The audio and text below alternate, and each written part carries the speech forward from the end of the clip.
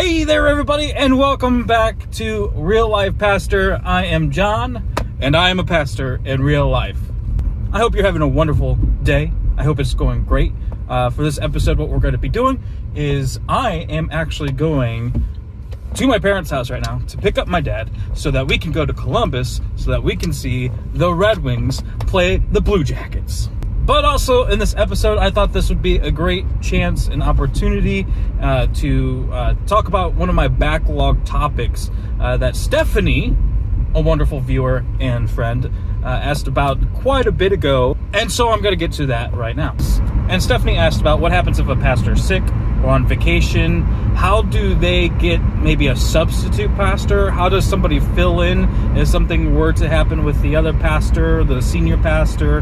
What sort of thing? How do we make sure that the pastor's duties get covered? So we're going to talk about that right here on Real Life Pastor. Both hands on the wheel. First thing I want us to think about is the pulpit, preaching. How does the pulpit get filled if something were to happen to the pastor, if the pastor's sick? How do you decide? How do you decide who does preach that particular Sunday? And I would say that probably depends on the denomination, really, and also how big is the church staff.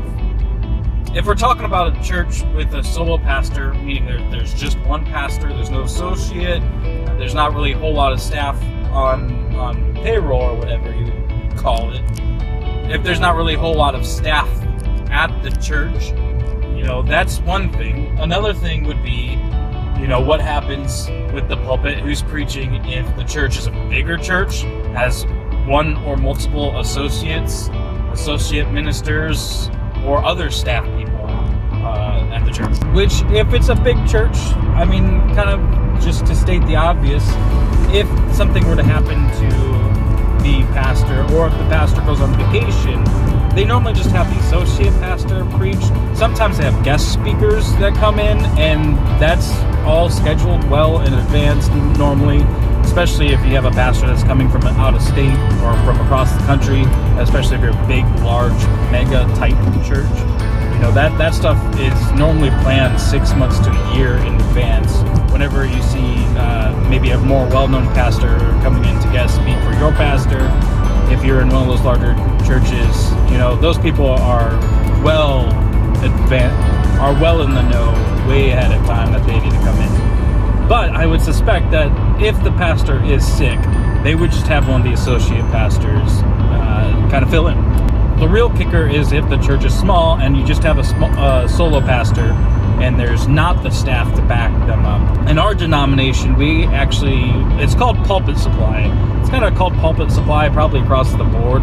We in the United Church of Christ have this thing called Pulpit Supply, and that's a list that's made up of maybe retired pastors, recently retired pastor, or they could have retired a while ago and want to, preach every once in a while, that kind of thing. Or maybe it's a pastor, a newly ordained pastor, or somebody that's just without a church. You kind of submit your name into this pool, this list of pastors that are readily available for what we call pulpit supply. So if the pastor is sick or is going on vacation, they can always call the regional office, ask about the pulpit supply list, or most of the time that list comes out and is readily available. Anybody can access it, and it has that person's contact information, their phone number, their email address, that sort of thing. And so you can it's actually pretty easy. You just kind of call down the list and see who's available to preach. Of course, things get a little bit more sticky if, something happens to the pastor, say they're sick the day of, or something like that. In fact, one of my best sermons that I've ever given happened in that way. At a church I was previously serving at as a music minister, our pastor actually threw his back out the morning of.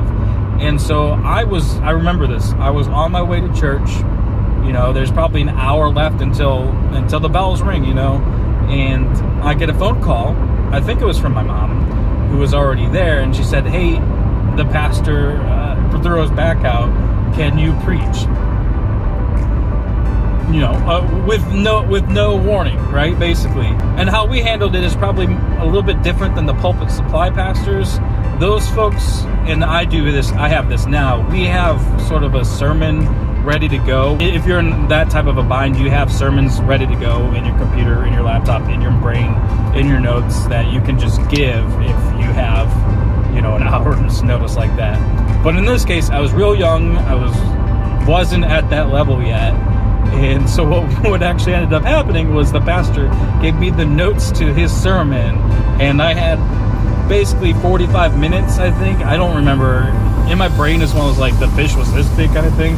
I remember it being like 10 minutes to get ready, but in reality, it was probably closer to 45 minutes to an hour to read through this pastor's notes and to figure out, read the scripture, obviously, do some praying, a lot of praying, and just to kind of give a grasp on what the message was going to be about. Essentially give the same message using his notes, but also being able to put my spin on it. And it turned out, by the grace of God, and only by the grace of God, it turned out just to be fine, and actually was one of my favorite sermons that I've ever given. So I know it's like not the most exciting thing in the world, but pastors get sick, pastors can get hurt. So there are these sort of safety nets that are well in place and well established. Right now, I'm working on getting my name on Pulpit Supply. I need to do that.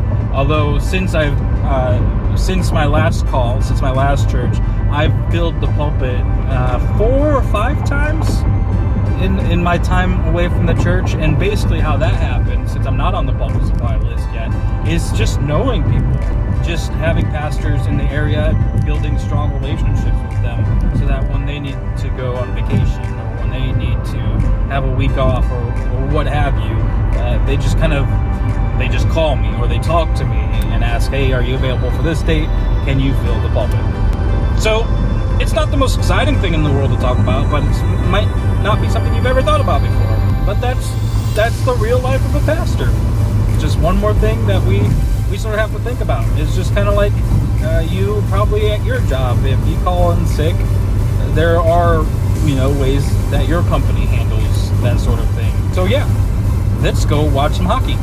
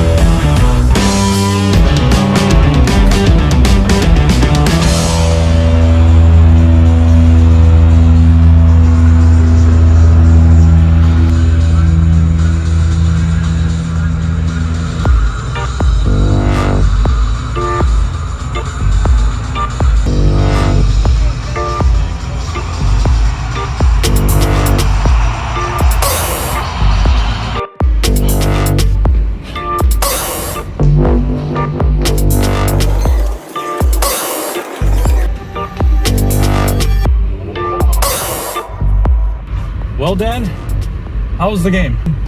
It was just weakly played by both teams. But was it fun? It's a hockey game.